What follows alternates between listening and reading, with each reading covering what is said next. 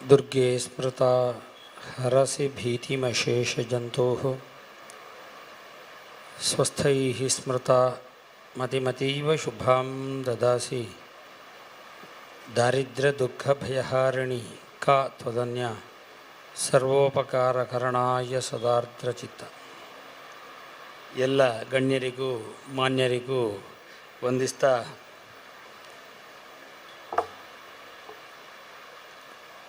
ಕಾಲಕ್ಕೆ ಅನುಗುಣವಾಗಿ ವಯಸ್ಸಿಗೆ ಸಹಜವಾಗಿ ನಾವು ಡಾಕ್ಟರ್ ಕೆ ಗೋವಿಂದ ಭಟ್ರನ್ನು ಕಳೆದುಕೊಂಡಿದ್ದೇವೆ. ದುಃಖ ಪ್ರತಿಯೊಬ್ಬರಿಗೂ ಸಹಜವೇ. ಆದರೆ ಆ ದುಃಖದೊಂದಿಗೆ ನಾವು ನೋಡಬೇಕಾದದ್ದೇನು ಹೇಳಿದರೆ, ಗೋವಿಂದ ಭಟ್ಟರ ಜೀವನ ನಮಗೆ ಹೇಗೆ ಆದರ್ಶವಾದೀತು ಅಂತ. ಎಲ್ಲರ ಜೀವನ ನಮಗೆ ಆದರ್ಶ ಆಗೋದಿಲ್ಲ. ಹಾಗಾಗಿ ನಾವು ಕಾವ್ಯದ ಪ್ರಯೋಜನ ಹೇಳುವಾಗ ಹೇಳುವುದು, ರಾಮನ ಹಾಗೆ ಬದುಕಬೇಕು, ರಾವಣನ ಹಾಗೆ ಬದುಕಬಾರದು ಎನ್ನುವಂತಹ ರೀತಿಯಲ್ಲಿ ಕೃತ್ಯ ಮತ್ತು ಅಕೃತ್ಯಗಳ ಕುರಿತಾಗಿ ಸರಿಯಾಗಿ ತಿಳಿಸುವುದೇ ಕಾವ್ಯದ ಪ್ರಯೋಜನ ಅಂತ. ಆ ಪ್ರಯೋಜನವನ್ನು ನಾವು ಉಣಬೇಕು ಅಂತಾದರೆ ಆ ಕಲಾವಿದನು ಹಾಗಿರಬೇಕು. ಆ ಕಲಾವಿದನಿಗೆ ಆ ಯೋಗ್ಯತೆ ಉಂಟಾ, ಸಾಮರ್ಥ್ಯ ಉಂಟಾ ಎನ್ನುವುದನ್ನು ನೋಡಬೇಕು. ಗೋವಿಂದಣ್ಣ ಯಕ್ಷಗಾನ ಕಲಾವಿದನಾಗಿ ಅವರನ್ನು ನೋಡಲಿಕ್ಕಿರುವಂತಹ ಒಬ್ಬ ವ್ಯಕ್ತಿ.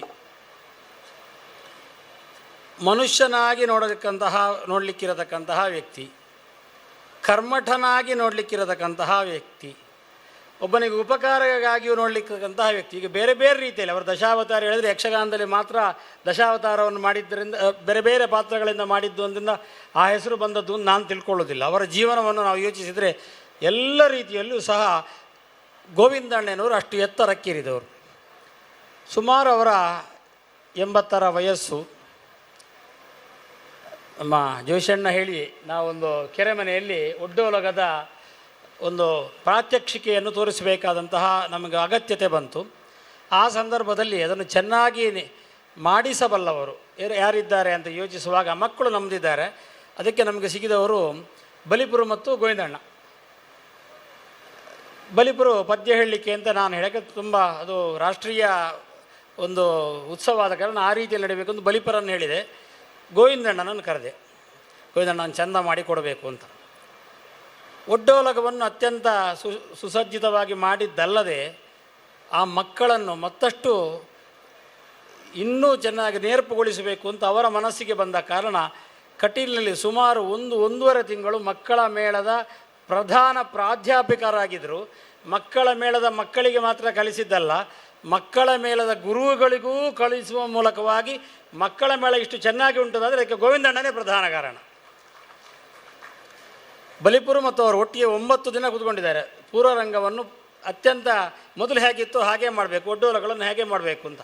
ಆದ್ದರಿಂದ ನಮ್ಮ ಮಕ್ಕಳ ಮೇಳ ಚೆನ್ನಾಗಿ ನಡೆಯಿತು. ಯಕ್ಷಗಾನದ ಒಂದು ತಾಳಮದ್ದಲೆ ಕಟೀಲಿನಲ್ಲಿ ಭೀಷ್ಮ ವಿಜಯ ತಾಳಮದ್ದಲೆ. ನಾವು ಆಗ ಆ ಸಮಯದಲ್ಲಿ ಉದಯವಾಣಿ ಪತ್ರಿಕೆಯಲ್ಲಿ ಹಾಕ್ತಿದ್ದೆವು. ಆಗ ನಮಗೊಂದು ಅದರ ಹುರುಪಿತ್ತು. ಆಗಾಗ ಮಾಡಿಸ್ತಾ ಇದ್ದೆವು. ವಿಜಯಣ್ಣ ಸಹ ಬರ್ತಾಯಿದ್ರು. ಆ ದಿವಸ ಗೋವಿಂದಣ್ಣನ ಹೆಸರು ಇರಲಿಲ್ಲ ಭೀಷ್ಮ ವಿಜಯದ ಪಾತ್ರಕ್ಕೆ. ಆ ಜನ ಪುರುಷೋತ್ತಲ್ಲಿದ್ದರು. ಸೀದಾ ಎತ್ಕೊಂಡು ತಾಳಮದ್ದಲೆ ಕೇಳಲಿಕ್ಕೆ ಅಂತ ಕಟೀಲಿಗೆ ಬಂದಿದ್ದಾರೆ. ಗೋವಿಂದಣ್ಣನ ವ್ಯಕ್ತಿತ್ವ ಹೇಗೆ ಅಂತ ನಮ್ಗೆ ಗೊತ್ತುಂಟು. ಅವರು ಹಾಗೇ ಬಿಡಲಿಕ್ಕೆ ಆಗೋದಿಲ್ಲ. ಹಾಗಾಗಿ ಸುಣ್ಣಂಬಳದವರು ಹೇಳಿದರು, ಆ ದಿವಸ ಜೋಶಣ್ಣ ಸಹ ಇದ್ದರು ಆ ದಿವಸ ಕಟೀಲಲ್ಲಿ, ಅವರಿಗೊಂದು ಪಾತ್ರ ಕೊಡಬೇಕು ಅಂತ. ಯಾವ ಪಾತ್ರ ಕೊಡಬೇಕು? ಎಲ್ಲ ಪ್ರಧಾನ ಪಾತ್ರಕ್ಕೆ ಜನ ಬಂದಿದ್ದಾರೆ, ಏನು ಮಾಡೋದು ಅಂತ ಆಚರಣೆ ಮಾಡುವಾಗ ಮಾತಾಡೋದು ಆ ವಿಷಯವೇ ಅಂತ ಗೊತ್ತಾಯಿತು ಗೋವಿಂದಣ್ಣನಿಗೆ.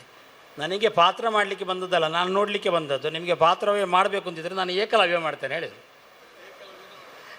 ಏಕಲವ್ಯ ಪಾತ್ರ ಗೋವಿಂದಣ್ಣನಿಗೆ ಕೊಡೋದು ಹೇಗೆ ಅಂತ ನಾವೆಲ್ಲ ಮೇಲೆ ಕೆಳಗೆ, ಇಲ್ಲ ನಾನು ಏಕಲವ್ಯ ಆದರೆ ಮಾತ್ರ, ಇಲ್ಲದ್ರೆ ಮಾಡೋದಿಲ್ಲ ಹೇಳಿದರು. ಕೊನೆಗೆ ಏಕಲವ್ಯ ಕೊಟ್ಟಿದ್ರು. ಆ ಏಕಲವ್ಯನನ್ನೇ ಸುಮಾರು 1 ಗಂಟೆಗಳ ಕಾಲ ವಿಜೃಂಭಿಸಿ ನಮಗೆಲ್ಲರಿಗೂ ಆನಂದ ತುಂದಿಲರಾಗುವ ಹಾಗೆ ಮಾಡಿದ್ದಾರೆ ಗೋವಿಂದಣ್ಣ. ಹಾಗಾಗಿ ಅವರ ವ್ಯಕ್ತಿತ್ವದಲ್ಲಿ ಅವರಿಗೆ ಮೇಲು ನಾನೊಂದು ದೊಡ್ಡ ಜನ, ನನಗೆ ಹಾಗೆ ಈಗ ಯಾವ ಆಲೋಚನೆ ಇಲ್ಲ ಅಂಥವರು ಕಟೀಲಲ್ಲಿ ನನ್ನೊಂದು ಚಂಡಿಕಾ ಹೋಮ ಆಗಬೇಕು ಹೇಳಿದರು. ಚಂಡಿಕಾ ಹೋಮ ಆಗಬೇಕು, ಆಯಿತು ಮಾಡುವ ಅಂತ. ಕಾರಣ ಏನು, ಉದ್ದೇಶ ಏನು ಅಂತ ಕೇಳಿದೆ. ಉದ್ದೇಶ ಏನಿಲ್ಲ, ಸುಮಾರು ವರ್ಷಗಳಿಂದ ಪ್ರತಿನಿತ್ಯ ನಾನು ಸಪ್ತಶತಿ ಪಾರಾಯಣ ಮಾಡ್ತೇನೆ, ಅದಕ್ಕೊಂದು ಇಲ್ಲೊಂದು ಕೃಷ್ಣಾರ್ಪಣೆ ಬಿಡುವ, ಇನ್ನೂ ವರ್ಷ ಆಯ್ತಲ್ಲ ಅಂತ. ನನಗೆ ಆಶ್ಚರ್ಯ, ಪ್ರತಿನಿತ್ಯ ಇವರು ಮಾಡ್ತಾರಾ ಅಂತ. ಇವರು ಮೇಳದಲ್ಲಿ ಕಲಾವಿದರು, ಇವರು ಮಾಡ್ತಾರಾ ಅಂತ. ಹೌದಾ, ಎಷ್ಟು ವರ್ಷ ಆಯಿತು? 10-20 ವರ್ಷ ಆಗಿರ್ಬೋದು ಸರಿ ಗೊತ್ತಿಲ್ಲ ಹೇಳಿದ್ರು. ಸಾಧಾರಣ ಎಷ್ಟು ಮಾಡಿರ್ಬೋದು? ಒಂದು 10-12 ಸಾವಿರ ಆಗಿರ್ಬೋದು ಅಂತ. ಸಪ್ತಶತಿ ಪಾರಾಯಣ ಅವರು ಮಾಡಿದ್ದು 10-12 ಸಾವಿರ ಆಗಿರ್ಬೋದು. ಒಬ್ಬ ಪೌರೋಹಿತ್ಯ ಜಗತ್ತಿನಲ್ಲಿರತಕ್ಕಂತಹ ಹಣ ಕೊಟ್ಟು ಪೌರೋಹಿತ್ಯಕ್ಕೆ ಹೋಗೋನು ಸಹ 10-12 ಸಾವಿರ ಸಪ್ತಶತಿ ಪಾರಾಯಣ ಮಾಡಿರಲಿಕ್ಕಿಲ್ಲ.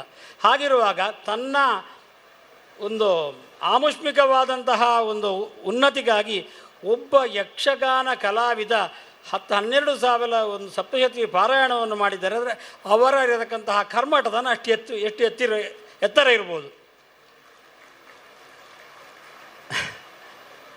ಎಲ್ಲಿ ಮಾಡಿದ್ರಿ ಹೇಳಿದೆ, ಅದು ಮೇಳದ ಚೌಕಿಯಲ್ಲಿ, ಇಲ್ಲದಿದ್ದರೆ ಎಲ್ಲಿಯಾದರೂ ಮನೆಯಲ್ಲಿ ಕೂತ್ಕೊಂಡ್ರೆ ಅಲ್ಲಿಂದ ಪ್ರತಿದಿನ ಮಾಡ್ತೀವಿ, ಒಂದು ದಿನ ಬಿಡಲಿಲ್ಲ ಅಂತ.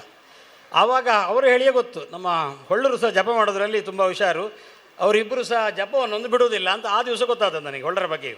ಹಾಗೆ ಒಳ್ಳೆಯ ಗುರುವಾಗಿ, ಒಳ್ಳೆಯ ಕಲಾವಿದನಾಗಿ, ಒಳ್ಳೆಯ ಕರ್ಮಠನಾಗಿ, ಮನೆ ಮಂದಿಗೆಲ್ಲ ಒಳ್ಳೆಯವರಾಗಿ ಬದುಕಿದವರು ಗೋವಿಂದಣ್ಣ. ಒಂದು ನಮ್ಮಲ್ಲೊಂದು ಮಾತಿದೆ, ಮನುಸ್ಮೃತಿಯ ವಾಕ್ಯ, ಯವೀಯಾನ್ ಆತ್ಮನೋ ಜಾತಃ ಶಿಷ್ಯಶ್ಚಾಪಿ ಗುಣೋದಿತಃ ತ್ರಯಸ್ಥೆ ಪುತ್ರವಶ್ಚಿಂತ್ಯಾ ಧರ್ಮಶ್ಚೇತ್ ಅತ್ರ ಕಾರಣಂ. ನಮ್ಮಲ್ಲಿ ನಮ್ಮ ಮಗ ಅಂತ, ನಮ್ಮ ಮಗಳು ಅಂತ ನಮ್ಮಲ್ಲಿ ಹುಟ್ಟಿದವರನ್ನು ಹೇಳ್ತೇವೆ ನಾವು. ಹಾಗೆ ಹೇಳಬಾರದು ಅಂತ, ಅದಕ್ಕೋಸ್ಕರ ಮಾತ್ರ ಇರುವುದಲ್ಲ ಅಂತ, ಬೇರೆಯೂ ಇದ್ದಾರೆ ಮಕ್ಕಳು ಅಂತ, ಅದಕ್ಕೋಸ್ಕರ ಇರತಕ್ಕಂತಹ ಒಂದು ಶ್ಲೋಕ ಅದು. ಮನು ಹೇಳಿದ್ದು, ತನ್ನ ತಮ್ಮನೂ ಮಗನೇ, ತನ್ನಿಂದಾಗಿ ಹುಟ್ಟಿದವರು ಮಕ್ಕಳೇ, ಅದಲ್ಲದೆ ತನ್ನ ಒಳ್ಳೆಯ ಶಿಷ್ಯರು ಮಕ್ಕಳೇ. ಆದರೆ ಮೂವರಲ್ಲಿಯೂ ಸಹ, ಮಗನಲ್ಲಿಯೂ ಸಹ ಗುಣಾಧಿಕ್ಯ ಇರಬೇಕು. ಗುಣ ಆಧಿಕ್ಯ ಇಲ್ಲದಿದ್ದರೆ ಮಗನೂ ಮಗ ಅಲ್ಲ, ತನ್ನ ತಮ್ಮನೂ ಮಗ ಅಲ್ಲ, ತನ್ನ ಶಿಷ್ಯರು ಮಕ್ಕಳಲ್ಲ. ಆದ್ದರಿಂದ ಈ ಮೂರಿದ್ದರೆ ಇವರು ಮೂರೂ ಜನ ಸಹ ಪುತ್ರರು ಅಂತ ಹೇಳಲ್ಪಟ್ಟದ್ದು. ಇಲ್ಲದ್ರೆ ಪುತ್ರ ಎನ್ನುವಂತಹ ನರಕದಿಂದ ಹೊರಗಾಕಬೇಕಾದ್ರೆ ಮಕ್ಕಳು ಹುಟ್ಟಬೇಕಂತ, ಪುತ್ರ ಹುಟ್ಟಬೇಕಂತೆ. ಸ್ವಾಮಿಗಳಿಗೆ ಹೇಗೆ ಅಂತ ಪ್ರಶ್ನೆ ಬರ್ತದೆ. ಹಾಗಿರುವಾಗ ಒಳ್ಳೆಯ ಶಿಷ್ಯ ಸಿದ್ಧ ಆದರೆ ಅವನಿಗೆ ಮೋಕ್ಷ ಅಂತ, ಪುತ್ರ ಎನ್ನುವ ನರಕ ಇಲ್ಲ ಅಂತ ಆಗ್ತದೆ ಅಂತ. ಹಾಗೆ ನೋಡಲಿಕ್ಕೆ ಹೋದರೆ ಪ್ರಕೃತ ನಮ್ಮ ತೆಂಕುತಿಟ್ಟಿನ ಯಕ್ಷಗಾನದ ಪ್ರಜಾಪತಿ ಎನ್ನುವಂತಹ ಹೆಸರಲ್ಲೇ ಕರೆಯಬೇಕಾದಂತಹ ವ್ಯಕ್ತಿ ಇದ್ದರೆ ಅವರು ಗೋವಿಂದಣ್ಣ ಮಾತ್ರ. ಅವರ ಶಿಷ್ಯರು, ಅವರ ಶಿಷ್ಯರ ಶಿಷ್ಯರೇ ಇರೋದು ಹೆಚ್ಚು ಈ ಲೋಕದಲ್ಲಿ. ಹಾಗಾಗಿ ಅಂತಹ ಗೋವಿಂದಣ್ಣನನ್ನು ನೆನೆಯದೆ ನಾವೆಲ್ಲ ಸ್ಮರಣೆ ಮಾಡದೆ ಉಳಿದ್ರೆ ಅದು ಅವರಿಗೆಲ್ಲ ನಷ್ಟ, ನಮಗೆ ದೊಡ್ಡ ನಷ್ಟ. ಉಪನಿಷತ್ತಲ್ಲೊಂದು ಮಾತಾಗಿದೆ, ಅಥ ಯದಿತೆ ಕರ್ಮ ವಿಚಿಕಿತ್ಸಾ ವಾ ವೃತ ವಿಚಿಕಿತ್ಸಾ ವಾ ಸ್ಯಾತ್ ಏತತ್ರ ಬ್ರಾಹ್ಮಣಾ ಸಂಹರ್ಷಿಣಃ ಯಥಾ ತೇ ತತ್ರ ವರ್ತೇರನ್ ತಥಾ ತೇಷು ವರ್ತೇಥಾಃ.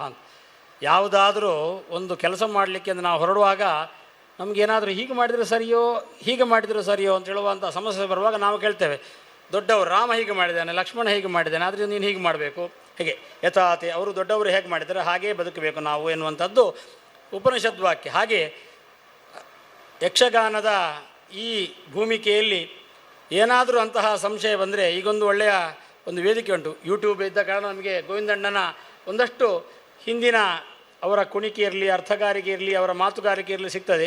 ಸಿಕ್ಕಿದ್ದನ್ನು ಇಟ್ಟುಕೊಳ್ಳೋಣ. ಹೇಗೆ ಯಕ್ಷಗಾನವನ್ನು ಮುಂದುವರಿಸಬೇಕು, ಈಗ ಇದ್ದದ್ದನ್ನು ಉಳಿಸಬೇಕು ಎನ್ನುವಂಥ ಯೋಚನೆಗೆ ಗೋವಿಂದಣ್ಣನೇ ನಮಗೆ ಮಾದರಿಯಾಗುವ ಹಾಗೆ ಬದುಕಬೇಕು. ಹಾಗೆ ಬದುಕಿದರೆ ಆ ಮಾತಿಗೆ ಅರ್ಥ ಉಂಟು. ಅಂತಹ ಒಂದು ಮನಸ್ಸು ಯಕ್ಷಗಾನ ಎಲ್ಲ ಕಲಾವಿದರಿಗೆ ಮತ್ತು ಮುಂದೆ ಕಲಾವಿದರಾಗುವವರಿಗೆ ಬರಲಿ ಅಂತ ಪ್ರಾರ್ಥಿಸ್ತಾ ವಂದಿಸ್ತಾ ನನ್ನ ಮಾತನ್ನು ಮುಗಿಸ್ತೇನೆ. ನಮಸ್ಕಾರ. ನಿಖರ ಸುದ್ದಿ, ಸದಭಿರುಚಿಯ ಕಾರ್ಯಕ್ರಮ. ನೀವು ನೋಡ್ತಾ ಇದ್ದೀರಾ ಕಹಳೆ ನ್ಯೂಸ್, ಸಮಾಜದ ಜಾಗೃತಿಗಾಗಿ ವಸ್ತುನಿಷ್ಠ ವರದಿ.